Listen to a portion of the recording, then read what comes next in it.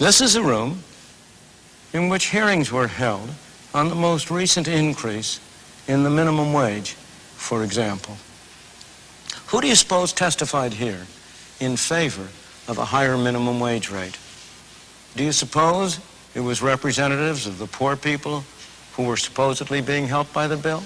Not a bit of it. The major people testifying for it were representatives of the American Federation of Labor, the AFL-CIO, the major organization of trade unions in this country.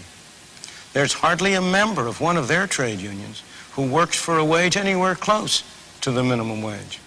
Despite all the rhetoric about helping the poor, they were in favor of a higher minimum wage for a very different reason, because it would protect the members of their unions from competition from the lower and lesser skilled people.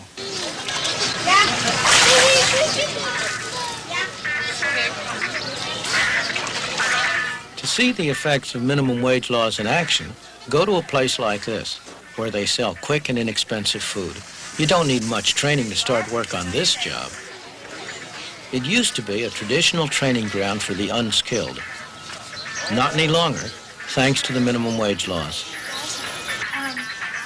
From a worker's point of view, the people that it was supposed to help, the people in some cases it's hurting the most, such as minorities, unskilled labor, and young people. A businessman, especially a small businessman, cannot afford to bring in these people at the higher wage. They are willing, however, to take apprentices and to train them. That's very difficult to do now under the minimum wage laws.